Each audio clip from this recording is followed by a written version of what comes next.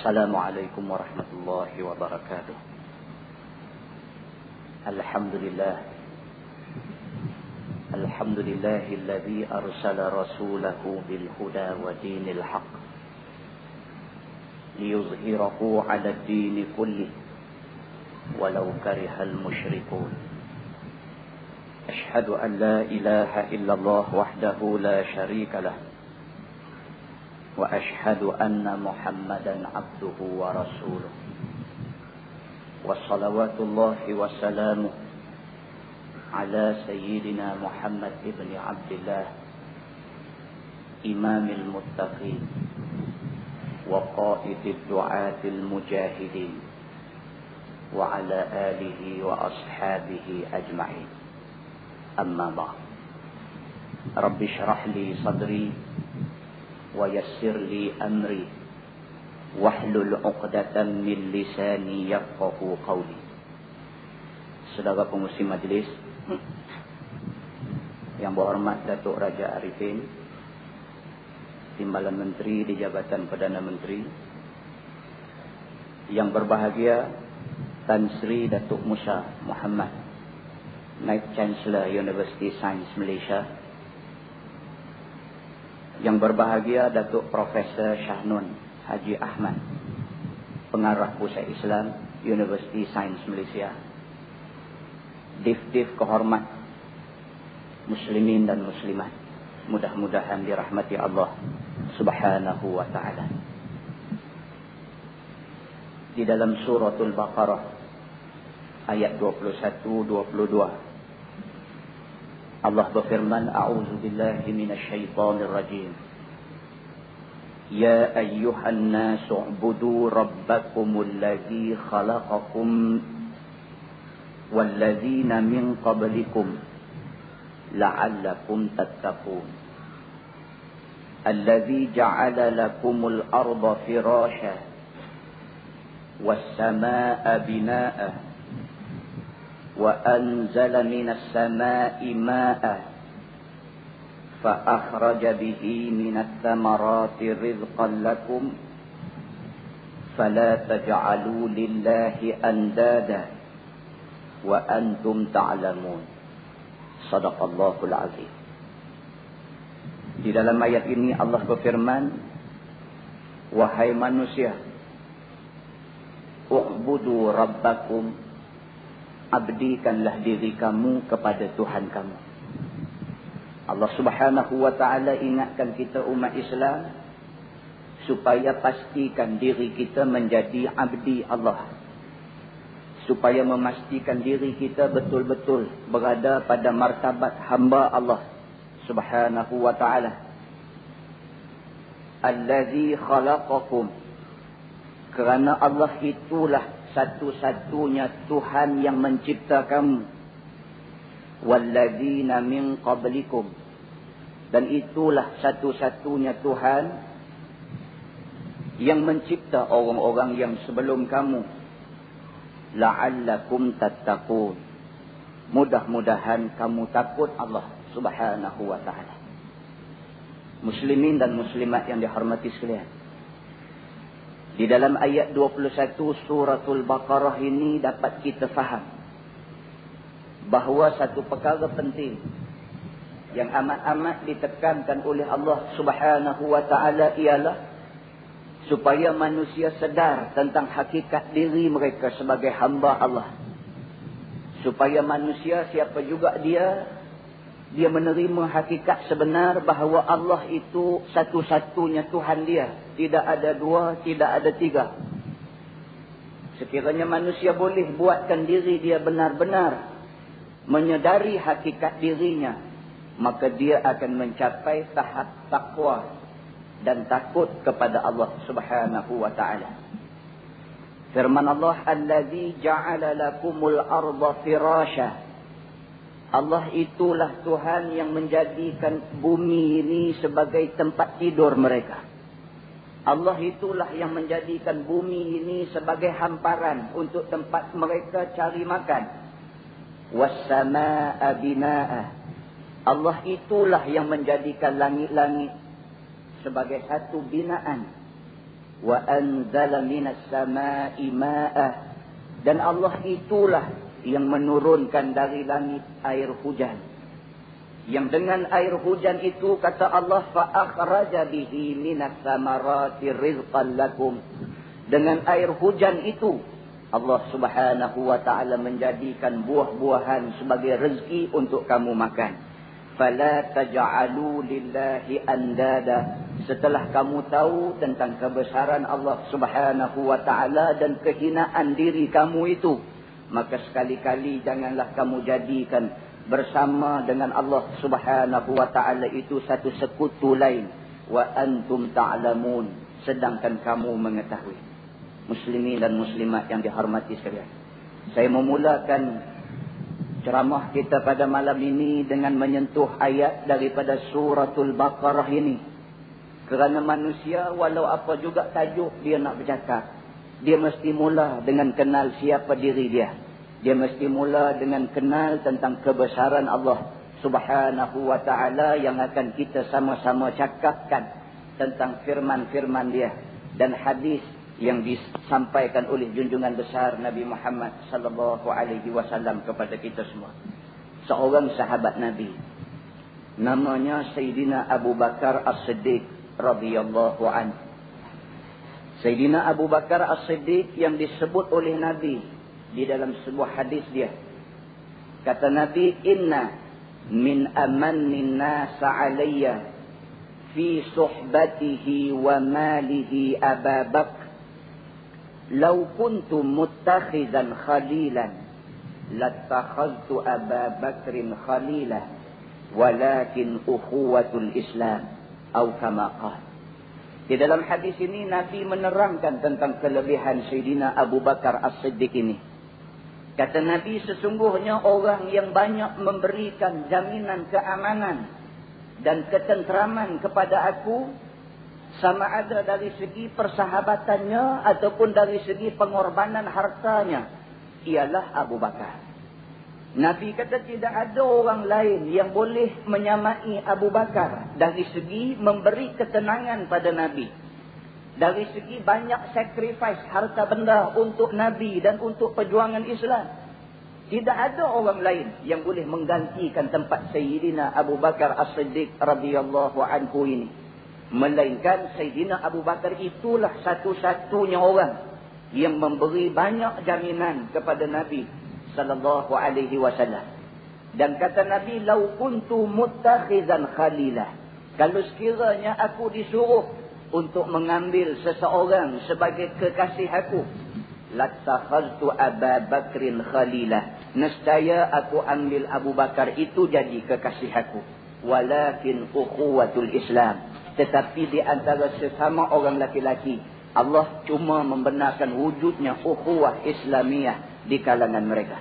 Muslimin dan muslimat yang dihormati sekalian, ini bermakna Sayyidina Abu Bakar As-Siddiq satu orang manusia yang begitu rapat kedudukannya di sisi Nabi. Ini bermakna Sayyidina Abu Bakar As-Siddiq adalah satu orang tokoh yang dihormati oleh Nabi sallallahu alaihi wasallam sendiri. Dan Abu Bakar pernah memberikan satu khutbah dia pada satu masa dulu.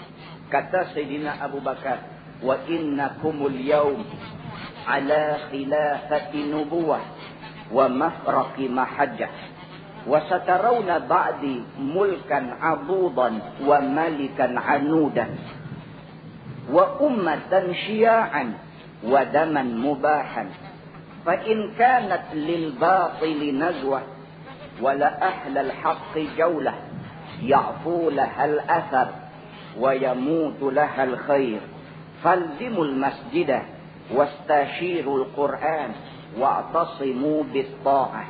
Ucapan ini telah diberikan oleh Sayyidina Abu Bakar As-Siddiq yang kita sebut kemuliaannya sebentar tadi. Kata Sayyidina Abu Bakar As-Siddiq, sesungguhnya kamu al-yaum pada hari ini ala khilafati nubuwah, berada di atas pemerintahan para nabi.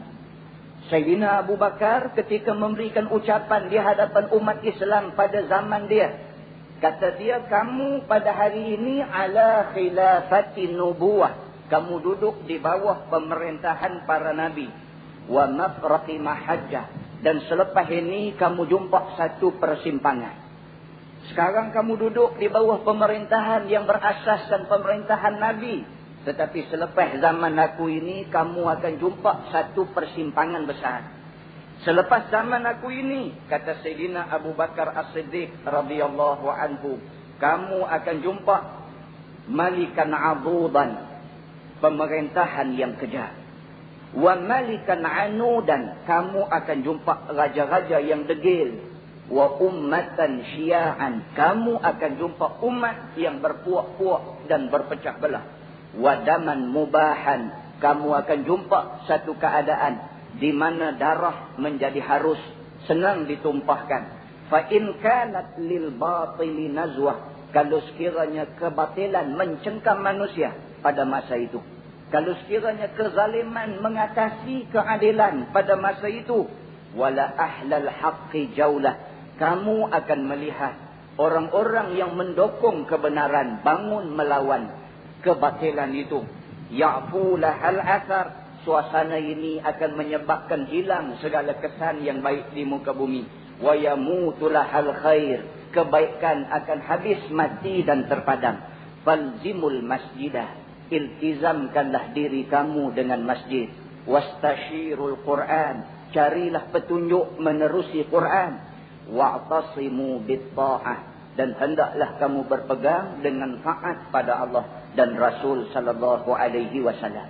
Muslimin dan muslimat yang dihormati sekalian, Sayyidina Abu Bakar As-Siddiq radhiyallahu anhu, seorang yang rapat benar dengan Nabi sallallahu alaihi wasallam, telah menyebut satu andaian yang bersifat futuristik ini. Sayyidina Abu Bakar telah menyebut satu andaian yang belum berlaku tetapi akan berlaku pada satu masa nanti. Sayyidina Abu Bakar As-Siddiq menceritakan kepada kita semua tentang kewujudan beberapa perkara selepas daripada zaman para sahabat Nabi ridwanullah alaihim ajma'in. Di antaranya kita akan jumpa pemerintah yang zalim. Di antaranya kita akan jumpa raja-raja yang degil. Di antaranya kita akan jumpa juga dengan umat yang berpecah belah. Di samping itu darah ditumpahkan dengan mudah. Di samping itu kita akan melihat satu pertembungan yang besar di antara kebenaran dan kebatilan. Muslimin dan muslimat yang dihormati sekalian, apabila kita menjumpai suasana yang seperti ini, maka pesan Sayyidina Abu Bakar 3 perkara tak boleh lupa.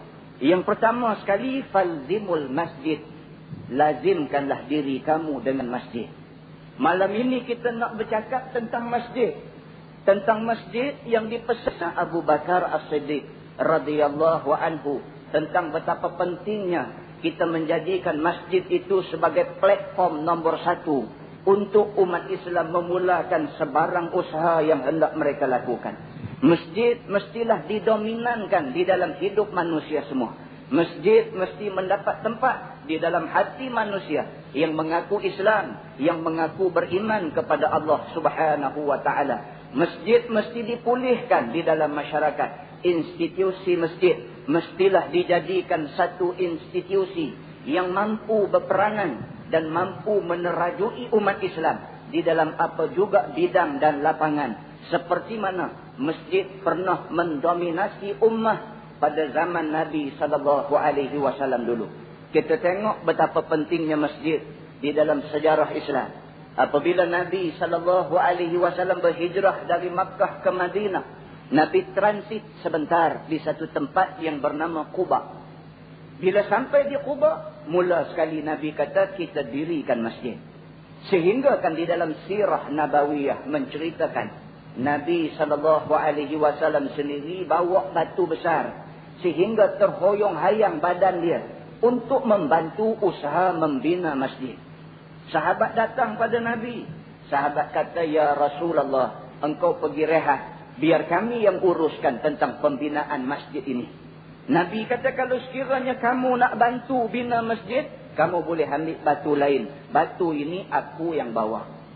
Ini menunjukkan kepada kita, yang pertamanya pentingnya institusi masjid didirikan. Yang kedua, nak tunjuk kepada kita bahawa Nabi sallallahu alaihi wasallam walaupun pemimpin nombor 1 tetapi jayakan kerja-kerja ma'ruf, kerja yang disuruh Allah, kerja yang diperintah oleh Allah Subhanahu wa ta'ala. Nabi ke depan di dalam nak menjayakan usaha-usaha yang seumpama ini. Masjid sesungguhnya memainkan peranan yang cukup besar di dalam sejarah perkembangan Islam di seluruh dunia. Pada malam ini kita bukan nak bercakap tentang tajuk masjid dan keindahan fizikalnya sahaja. Kita tidak nak bercakap tentang seni bina masjid. Kerana tajuk seni bina masjid ni kita bagi arkitek cakap sudahlah. Bukan Ustaz Zamzuri cakap. Kita bukan nak bercakap tentang seni ukiran yang terdapat di mimbar masjid, yang terdapat di dinding-dinding masjid. Kita tidak bercakap tentang berapa besar kubah yang kita buat untuk sesebuah masjid. Dan kita tidak nak bercakap tentang berapa tinggi menara di sesebuah masjid. Dan kita tidak mau bercakap tentang kecanggihan paip ayah, suah tangan dia terbit terus. Kita tidak bercakap tentang topik-topik yang seperti ini sahaja. Kerana perkara-perkara ini tidak banyak menyumbang ke arah pembinaan umat Islam itu sendiri. Walaupun begitu, dari segi fizikal masjid amat penting.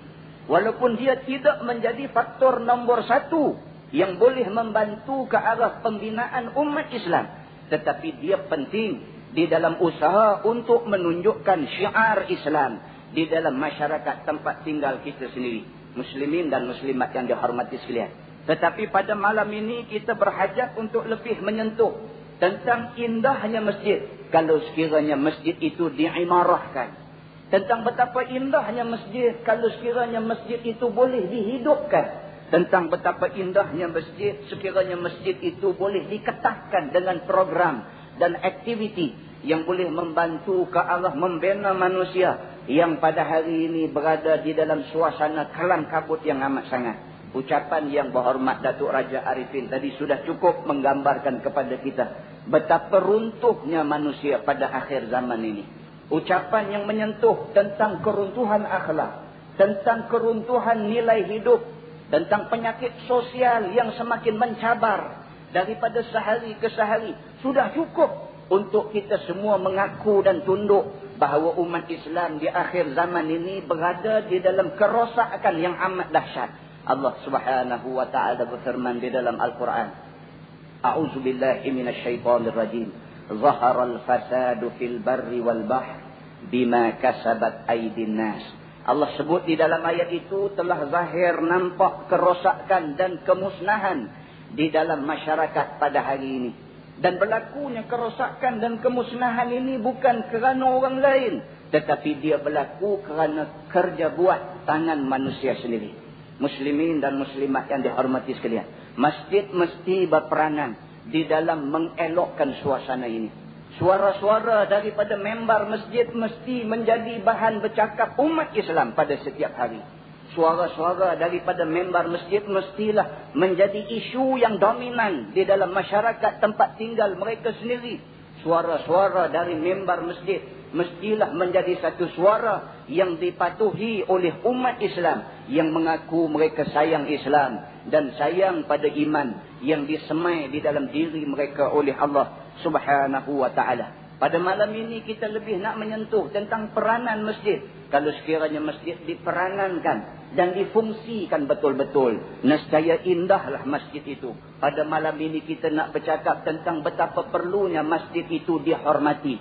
Betapa perlunya masjid itu mendapat tempat yang sewajarnya di dalam diri umat Islam itu sendiri. Muslimin dan muslimat yang dihormati sekalian. Dan lebih daripada itu, pada malam ini kita nak menekankan tentang pentingnya masjid ini. Kerana masjid adalah salah satu sebab yang boleh kita sabitkan iman seseorang itu. Nabi SAW bersabda, kata Nabi, "Iza ra'aita rajulan ya'tadu ilal masjid, fashhad lahu bil iman." Atau kama qala, hadis riwayat Imam At-Tirmizi.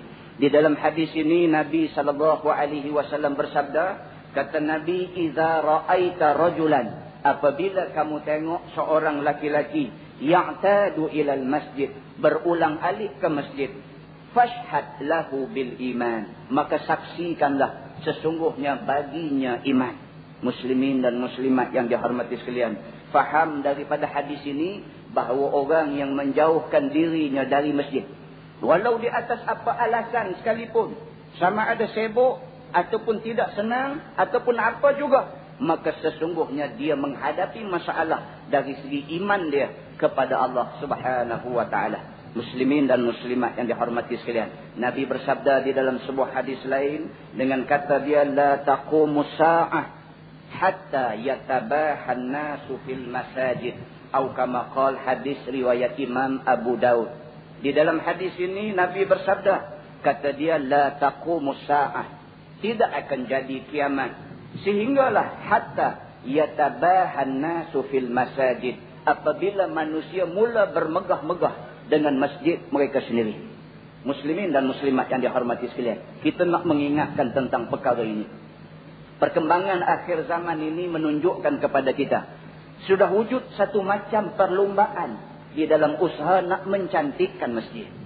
Perkembangan akhir zaman ini sudah menunjukkan kepada kita betapa jawatan kuasa setiap masjid mengadakan mesyuarat demi mesyuarat, perbincangan demi perbincangan, sekadar bercakap tajuk-tajuk bagaimana nak tambah lampu di masjid kita, bagaimana kita nak tukar kapet baru masjid kita, bagaimana kita nak pasang kipas angin siling ke, kipas angin dinding ke.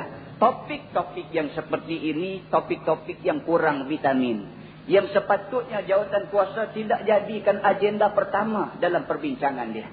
Kalau nak bincang pun agenda kelima ataupun agenda keenam. Agenda pertama, jawatan kuasa masjid mesti bincangkan bagaimana kita nak tarik anak karya kita ke masjid. Kita sedih melihat perkembangan yang berlaku pada hari ini. Yang perkembangan ini sudah disebut oleh Nabi SAW di dalam hadis dia. Kata Nabi, ya'ti 'alan nasi zaman yaqumuna sa'ah la yajiduna imaman yusalli bihim, atau kama qala, hadis riwayat Ibnu Majah. Di dalam hadis ini Nabi bersabda, kata Nabi, ya'ti 'alan nasi zaman, akan datang kepada manusia ini satu zaman, yaqumuna sa'ah, makmum berdiri beberapa lama, la yajiduna imaman yusalli bihim, tetapi tidak ada imam yang nak sembahyang bersama dengan mereka. Di dalam hadis sahih riwayat Ibnu Majah ini faham kita bahawa perkara-perkara ini sudah diingatkan oleh Nabi SAW. Bahawa yang kita tempuh pada hari ini adalah satu perkara yang sudah pun diberitahu oleh Nabi SAW. Sepatutnya apabila benda ni sudah diberitahu, kita lebih berjaga lagi. Kita tidak biarkan benda ni terus berlaku. Tetapi sebaliknya yang berlaku pada hari ini, setelah diperingatkan pun umat Islam masih lalai lagi di dalam nak mengambil ingat, di dalam nak mengambil iktibar daripada apa yang diingatkan oleh junjungan besar Nabi Muhammad SAW kepada kita semua. Muslimin dan muslimat yang dihormati sekalian, hari ini masjid sudah tinggal sebagai satu simbol gajah putih di dalam masyarakat kita. Masjid sudah jadi satu bangunan yang cuma dimegah-megahkan, tetapi sudah tidak ada roh di dalamnya lagi. Semua orang mesti mengaku perkara ini. Semua orang mesti mengaku. Bila kita sebut macam tu, buat-buat boleh kepala. Buat-buat sedih. Padahal bukan tak tahu benda ni berlaku di setiap karya. Benda ni berlaku di setiap masjid. Cerita imam tak pergi semayang di masjid ni biasa. Biasa. Ada setengah masjid tu imam tak pernah pergi langsung jadi imam waktu subuh. Ada.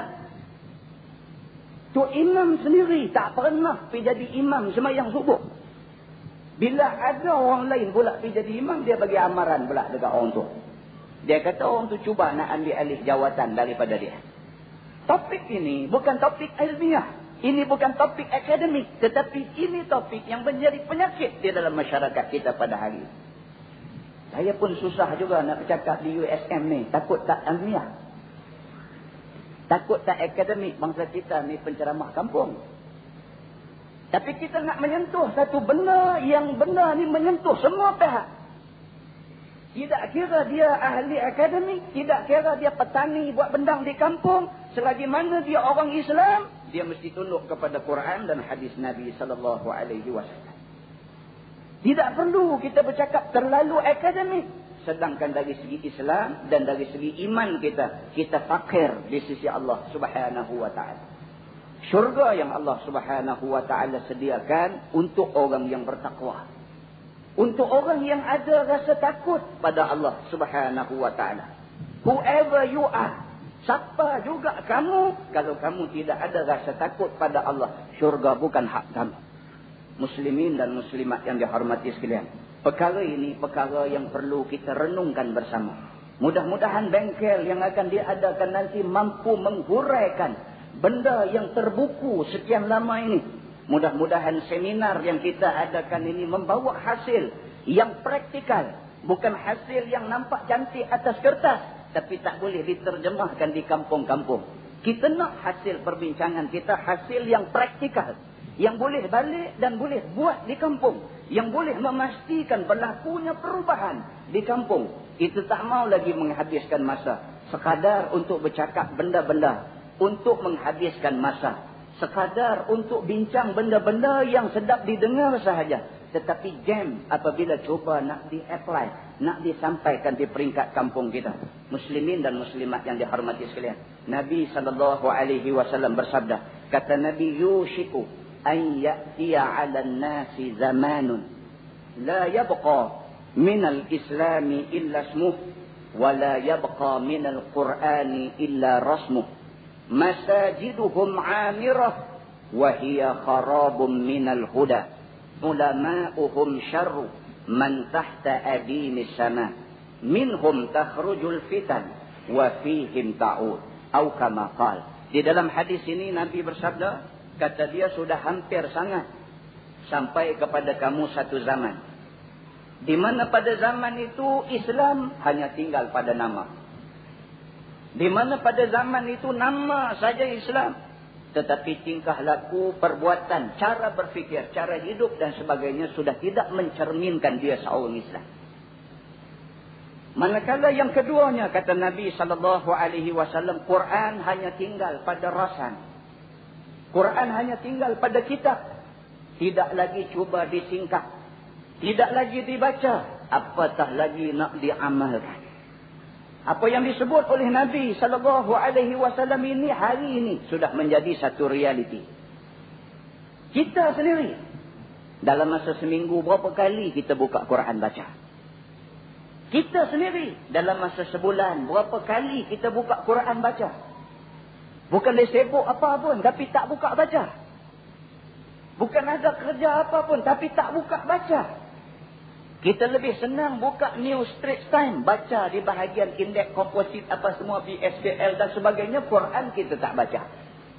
Kerana umat manusia akhir zaman adalah umat yang tenggelam di dalam kebendaan. Kerana umat yang tidak nampak neraka.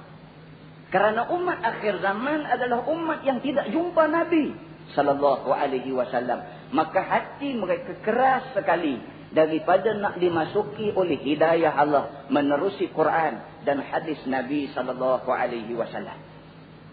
Nabi SAW sebut di dalam hadis itu lagi, kata dia, masajiduhum 'amirah wa hiya kharabun minal huda. Di antara keadaan yang akan ditemui di akhir zaman ialah masjid-masjid 'amirah, nampak hebat. Masjid-masjid dengan lampunya, dengan hari ini masjid pasang aircon pun ada. Tapi orang tak ada juga. Masjid pasang aircon, jawatan kuasa, tapi macam mana kita nak buat bagi orang ke masjid? Oh, kot mereka main masjid ni hangat sangat kot, kita buat aircon. Pasang aircon, tak pergi sahabat tu lah. Masjid dah pasang aircon, amirah, hebat. Nabi SAW pada awal-awal pembinaan Masjid Nabawi di Madinah dulu, Nabi sembahyang di sebuah masjid yang hari ini sudah menjadi masjid yang begitu sekali Allah limpahkan keberkatan pada dia. Nabi sembahyang di Masjid Nabawi, bumbung pun tak ada. Tetapi Masjid Nabawi berjaya melahirkan rijal, melahirkan laki-laki. Berjaya melahirkan golongan manusia yang jiwanya besar. Masjid Nabawi yang dari segi fizikalnya bumbung pun tak ada, tiang dia batang korma, tetapi mampu melahirkan Nabawi yang dari segi fizikalnya bumbung pun tak ada. Tiang dia batang korma. Tetapi mampu melahirkan manusia-manusia yang telah diproses dan dicanai keimanan dia. Masjidil Nabawi yang begitu sekali ketinggalan dari segi fizikalnya. Tetapi mampu melahirkan manusia-manusia yang tidak jual agama semata-mata kerana kepentingan dia. Masjidil Nabawi yang begitu sekali hebat dia. Tiba-tiba berjaya melahirkan orang-orang yang juga hebat dari segi rohani dia. Muslimin dan muslimat yang dihormati sekalian. Masa berlalu sekian lama. Masjid tumbuh di sana sini. Kehebatan masjid nampak hebat sekali. Tetapi malangnya masjid yang semakin hebat dari segi fizikal ini semakin tandus orang-orang yang hebat yang mampu dilahirkan olehnya. Masjid semakin hebat, orang semakin kemasai. Masjid semakin hebat, orang semakin lemah. Masjid semakin hebat, orang makin lari daripada masjid. Apa tak kena dengan kita ni? Muslimin dan muslimat yang dihormati sekalian. Yang ni nak kena bincang dalam bengkel esok ni. Yang ni nak kena bincang ni apa lagi yang tak kena dengan kita?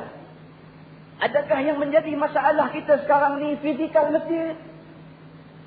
Adakah yang menjadi masalah kita hari ini kerana library tak ada di masjid, kerana kipas angin tak cukup, kerana facilities, maka hari ini kita gagal melahirkan golongan-golongan yang hebat? Kalau itu sebabnya, kenapa Nabi boleh? So kita kena cari apa punca sebenarnya. Semakin kita hebat, semakin kita membangun dari segi kebendaan, dari segi material, dari segi fizikal bangunan, dari segi canggihnya peralatan yang digunakan, semakin hebat kita, dia main buhsia pula dah. Hara sungguh. Selama ni duk dengar nanti kenuri, kita buh gula dalam siang. Lah ni dia main buhsia, dia buh apa? Kita tak tahu dalam siang ni. Muslimin dan muslimat yang mati sekalian. Sementara nak main 10 tahun ke depan, sementara nak main 20 tahun ke depan, dia boleh main macam-macam. 10 tahun dulu, kita tak pernah terlintas akan terkeluar satu perkataan, nama dia buhsia. Tak pernah terlintas perkataan ni. Very odd word. Cakap dia sikit. Yes, satu perkataan yang very odd. Tak pernah dengar. Hari ni main buhsia. Nama begitu huduh. Perangai dia lagi huduh daripada nama ni. Yang kita takut ni, yang kita gerun ni, yang kita duk bimbang ni, kerana anak kita di antara yang membesar di tengah-tengah masyarakat yang mengamalkan buhsia ini. Saya tak tahu sama ada muslimin dan muslimat semua pernah memikirkan perkara ini, pernah tercetus rasa bimbang di hati, tapi saya bimbang sangat. Kerana kita ada anak. Kerana kita dah tentu tak mampu nak kontrol anak kita 24 jam. Kerana anak kita salah satu daripada ejen masyarakat. Kerana anak kita juga tidak cukup kebal untuk tahan diri daripada terpengaruh dengan budaya ini. Maka tidak mustahil dia akan menjadi salah satu mangsa di dalam suasana keruntuhan akhlak dan kehancuran budaya hidup ini. Muslimin dan muslimat yang dihormati sekalian. Satu usaha yang serius mesti dilakukan bermula daripada hari ini. Kita minta supaya pihak yang tertentu, yang berhormat Datuk Raja Arifin ada, dia timbalan menteri di Jabatan Perdana Menteri, dia boleh bawa balik benar ni. Dia orang kuat Perdana Menteri, dia mesti boleh buat ya. InsyaAllah kita nak supaya masyarakat hari ini dibendung dari segi benda-benda yang boleh merosakkan dia. Kita minta supaya suara ni sampai di peringkat atasan. Kita minta supaya konsert mungkar dihentikan. Kita minta supaya budaya-budaya yang boleh merosakkan manusia dihentikan. Bukan dikurangkan, dihentikan. Kalau sekiranya kita nak bercakap tentang soal nation building. Kalau kita nak bercakap soal pembinaan bangsa, pembinaan syakhsiyah, pembinaan akhlak, kita mesti mengambil satu jalan yang betul-betul boleh menyumbang ke arah pembinaan mereka ini. Kalau sekiranya kita nak bina mereka, tapi dalam masa yang sama konsep yang merosakkan mereka segar di dalam masyarakat, kita sesungguhnya main hide and seek dengan fenomena ini. Kita main acik menyorok. Kita menyorok, mungkar keluar. Kita keluar, mungkar menyorok. Sampai bila benda ni nak habis? Bila ehwal Islam keluar, tutup benda-benda tak elok. Bila benda tak elok keluar, tutup ehwal Islam. Kita tak ada masa sebenarnya untuk menghabiskan masa kita dengan perkara-perkara yang tidak membina umat Islam sebenarnya. Muslimin dan muslimat yang dihormati sekalian. Cukuplah dengan serangan yang dilakukan oleh pihak musuh dari luar. Cukuplah dengan apa yang kita terima daripada musuh luar. Peristiwa perang salib yang bermula daripada tahun 1096. Kemudian berhenti, kemudian sambung, kemudian berhenti, kemudian sambung sehinggalah tahun 1291. Perang salib yang berlanjutan selama hampir 2 abad ini dihentikan secara rasmi.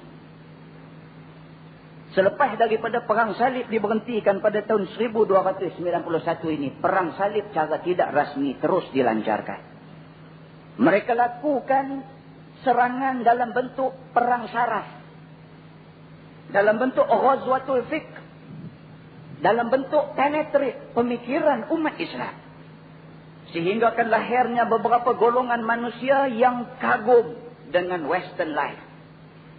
Perkara-perkara ini timbul daripada ghazwatul fikr, daripada serangan fikiran yang dilancarkan oleh golongan salibiyah ini. Serangan fikiran masuk sehingga kan umat Islam sendiri diserang sindrom hina Islam. Orang Islam sendiri ada yang malu nak bagi salam dalam majlis rasmi. Pasal apa? Pasal sindrom hina diri. Takut nak sebut Assalamualaikum. Takut orang kata dia lebay sangat. Ada di kalangan umat Islam yang namanya Islam, yang lahir daripada perut ibu yang Islam. Tiba-tiba begini jadinya. Kesan daripada berjayanya golongan salib ini merosakkan pemikiran umat Islam. Ada orang Islam yang berasa kalau sekiranya dia beramal dengan Islam, dia disisih daripada masyarakat. Orang tak mau kawan dengan dia. Muslimin dan muslimat mati sekalian. Baru ni keluar satu kajian yang dibuat oleh universiti. Ini ada wakil-wakil universiti. Kajian tentang yang pertama budaya lepak. Yang kedua kajian tentang golf. G-O-L-F. Golf. Yang paling saya terkejut sekali. Saya tak tahu kajian ni betul ke tak betul ke. Bagi tahu ya. Yang paling terkejut sekali. Dia kata orang yang main golf ini terdedah kepada satu penyakit. Penyakit kanser di bahagian yang memalukan. Dia kena kanser. Saya cakap lah, uduh sangat. Betul tak betul tak tahu? Apa hubung kait dia kanser di situ dengan golf ni? Kata dia padang golf ini, rumput dia tu, dia guna ubat khas untuk memastikan kesegaran dia dan dia ada satu jenis chemical yang digunakan. Chemical itu dia boleh bertindak balas dan menyebabkan berlaku kanser di situ. Ini leceh punya cerita ni. Kalau ada kayu golf balik tahu dalam mari bang macam sama. Kalau betul kajian ni, kalau betul, kalau tak betul pergi mainlah. Tapi kalau betul tak salah. Kanser ni satu penyakit yang tak ada ubat. Duk bawa benda tu pergi nak berubat rasa tak ada ubat boleh nak ubati dia. Tak mainlah. Kalau nak sampai nak jadi mudarat macam tu tak mainlah. Tak main. Kalau main juga memang saja cari penyakit. Muslimin dan muslimat yang dihormati sekalian. Wujudnya budaya-budaya yang kita sebut tadi adalah lanjutan daripada serangan yang dibuat oleh pihak musuh Islam. Golongan Nasrani misalnya, mereka bukan sahaja bertujuan untuk melemahkan dan mencairkan aktiviti dan peranan masjid. Tetapi perkembangan yang kita tengok di akhir zaman ini, mereka bukan sahaja bertujuan untuk melemahkan dan mencairkan aktiviti masjid, bahkan mereka sudah melangkah setapak ke depan. Mereka berusaha untuk meruntuhkan fizikal masjid. Ini musuh Islam. Kalau dulu dia sengaja rosakkan aktiviti masjid. Masjid dikendalikan oleh orang-orang, oleh jawatan kuasa yang pasif, yang tidak sanggup berfikir. Tak mau bincang bagaimana nak aktifkan masjid. Itu kejayaan mereka. Orang-orang yang pegang masjid adalah orang-orang yang tidak ada banyak masa untuk fikir tentang aktiviti masjid. Hari ini mereka langkah setapak ke depan. Musuh Islam hari ini semakin berani. Mereka bertindak runtuhkan bangunan masjid. Kejayaan mereka meruntuhkan Masjid Babri di Ayodhya, India misalnya. Dirayakan besar-besaran. Satu masjid yang sudah berdiri tegak sekian ratus tahun lama dia. Masjid yang sudah well established. Masjid yang cukup kemah. Tiba-tiba berjaya diruntuhkan oleh puak-puak militan yang memusuhi Islam. Kalau kita singkap sejarah lama di Andalus misalnya. Di Spanyol. Ketika Andalus ataupun Spanyol jatuh ke tangan tentera salib. Tentera salib Kristian berusaha bersungguh-sungguh meruntuhkan bangunan-bangunan masjid. Mereka bunuh orang-orang Islam. Perhiasan-perhiasan dalam masjid. Semua aksesori yang ada dirampas. Disamun dan dibahagikan sesama sendiri. Mereka jadikan bangunan masjid itu sebagai gereja mereka. Mereka paksa umat Islam di Andalus supaya menukar agama, tinggalkan agama Islam. Muslimin dan muslimat yang dihormati sekalian, masjid mestilah dijadikan tempat tarbiyah umat Islam. Kita tidak ada pilihan lagi, melainkan kita mesti memastikan masjid yang ada pada hari ini menjadi tempat untuk kita menjalankan usaha tarbiyah di kalangan umat Islam. Di masjid, kuliah-kuliah mesti dihidupkan. Ada masjid tak ada kuliah. Pasal apa tak ada kuliah? Pasal tu imam dia tak mau bagi buat kuliah. Pasal apa tu imam dia tak mau bagi buat kuliah? Pasal tu imam dia tak mau ada orang main tunjuk lagi terah daripada dia. Ada juga. Ini isu kampung, bukan isu universiti. Tapi isu kampung inilah yang menyebabkan rosak satu masyarakat. Kita menyeru kepada semua orang yang bertanggungjawab di masjid. Pastikan amanah yang dipikulkan di atas bahu kita ditunaikan dengan sebaiknya. Banyakkan kuliah-kuliah pengajian. Jadikan masjid ini tempat untuk kita train orang. Untuk kita tarbiyah orang. Untuk kita adabkan orang. Kita bila sampai di masjid, kita tertakluk di bawah beberapa etika masjid. Di masjid tak boleh bercakap benda-benda keduniaan yang tidak membawa kita ingat Allah. Di masjid kita tidak boleh lakukan sebarang usaha jual beli kerana ini ditegah Allah. Masjid mesti dijaga dari segi adab dan peraturan dia. Kalau sekiranya kita boleh tarbiyah orang yang datang ke masjid supaya patuh kepada peraturan ini, kita bakal melihat umat Islam yang ditarbiyah, yang beradab, hidup di dalam masyarakat sekitarnya. Masjid mesti dijadikan tempat untuk membentuk disiplin manusia. Kita perlu menggalakkan orang ke masjid. Dan untuk ke masjid ada disiplin dia. Kena piawai.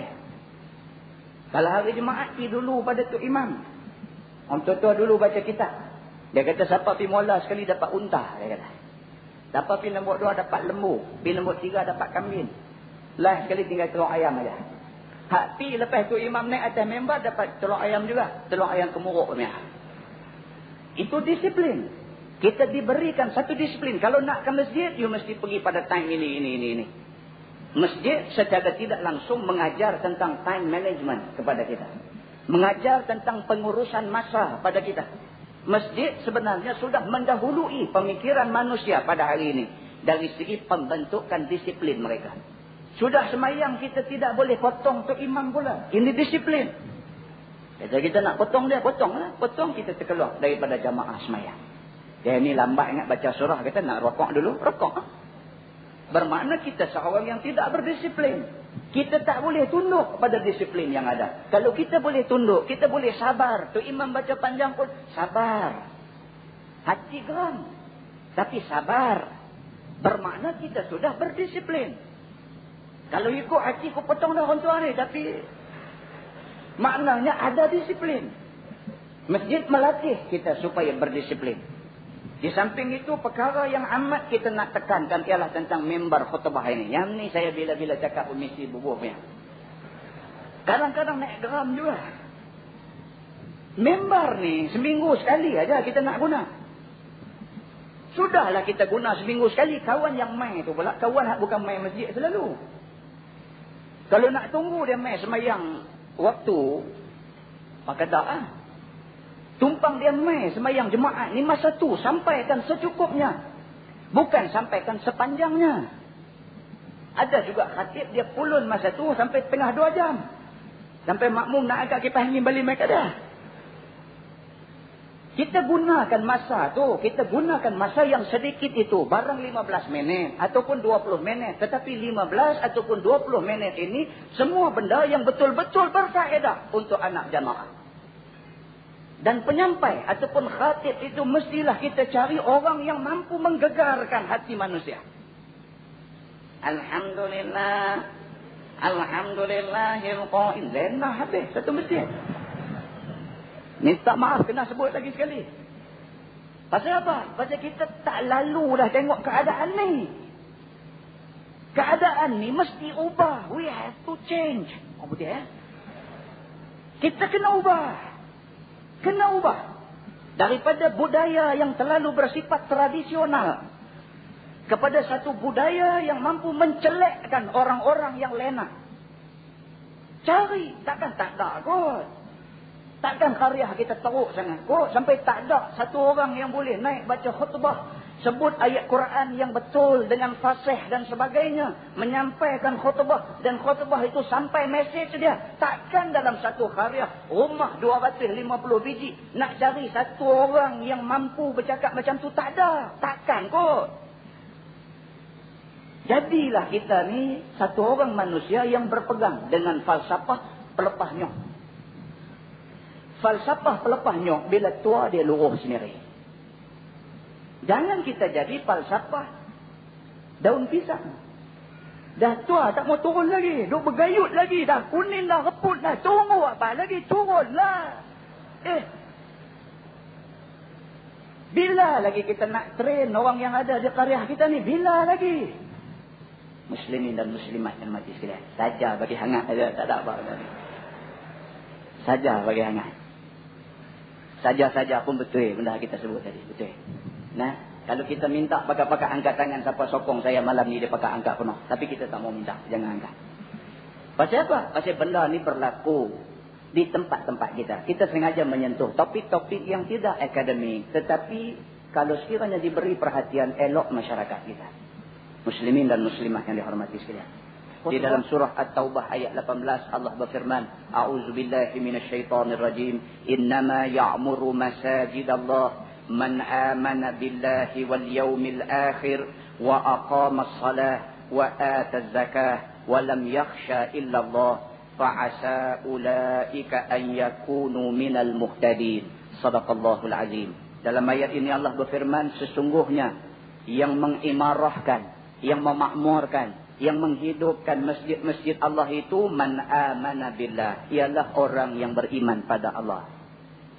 Orang yang sanggup ke masjid malam-malam, tiap-tiap malam ikuti kuliah dan sebagainya, ini adalah orang yang beriman pada Allah.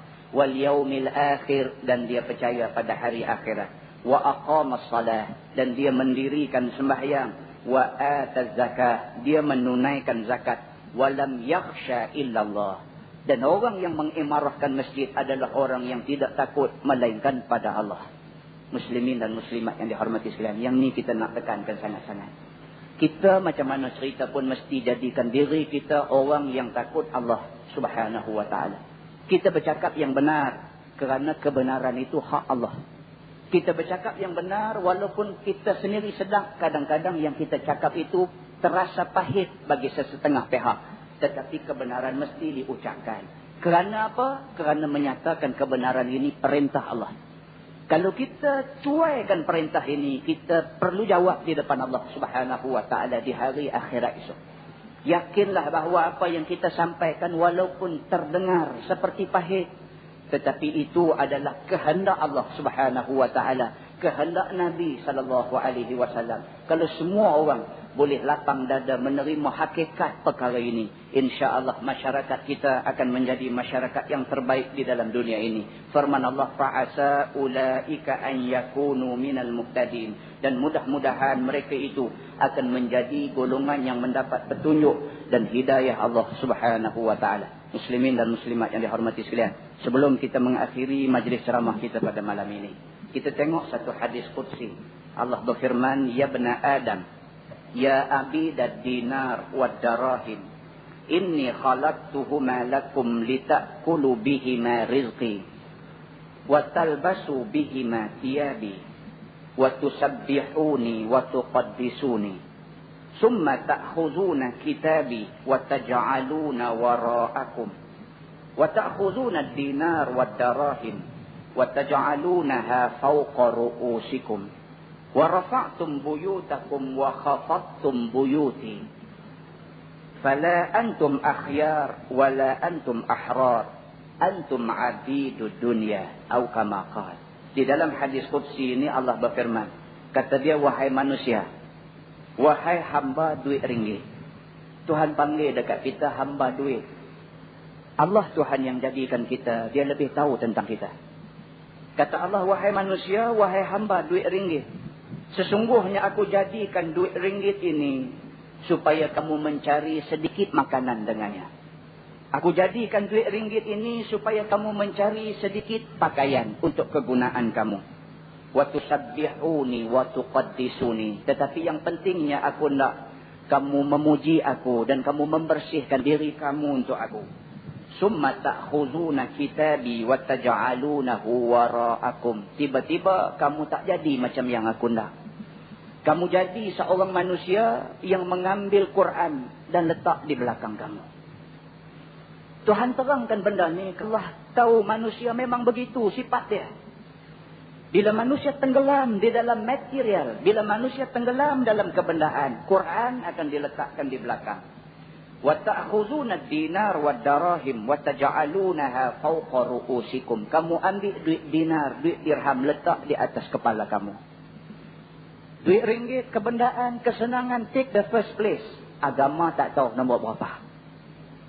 Kalau second place pun Tuhan marah dah, ini bukan second ni, tak tahu berapa di bawah agama. Tak peduli langsung tentang agama. Ada umat Islam yang begini sikap ni. Allah ingatkan manusia jenis ini. Kata dia, wa rafa'tum buyutakum wa khafadtum buyuti. Kamu angkat rumah-rumah kamu di atas, kamu letak rumah-rumah aku di bawah. Manusia hari ini lebih senang duduk di rumah daripada hadir ke masjid sekadar untuk sembahyang maghrib dan isya dan sedikit kuliah agama. Dia nak sacrifice masa setengah jam, 45 minit untuk mendengar Quran dan hadis. Dia tak sanggup buat kerana rumah dia duduk di atas sekali. Apa yang Allah sebut adalah fenomena yang sedang berlaku di dalam masyarakat pada hari ini. Maka kata Allah, fala antum akhyar wala antum ahrar. Kamu bukan orang yang terbaik. Kalau begitu sikap kamu meletakkan agama di tempat bawah dan meletakkan kepentingan dunia di tempat nombor 1, fala antum akhyar. Kamu bukan orang baik. Walaupun masyarakat kata kamu baik, Allah kata kamu tak baik. Wala antum ahrar. Kamu juga bukan seorang yang merdeka di sisi Allah. Antum abidud dunya. Kamu adalah hamba kepada dunia ini. Muslimin dan muslimat yang mati sekalian, indahkanlah masjid kita dengan perkara-perkara yang kita sebutkan tadi. Kita tidak menolak dari segi pembangunan infrastruktur masjid. Dia adalah satu keperluan di dalam dunia akhir zaman ini. Tetapi kita kena terima hakikat sebenarnya. Masjid sebenarnya perlu diimarahkan dari segi rohnya. Dari segi spirit dalamnya, masjid mesti diimarahkan. Dan masjid mestilah dijadikan satu institusi yang mendominasikan masyarakat Islam yang ada pada masa itu.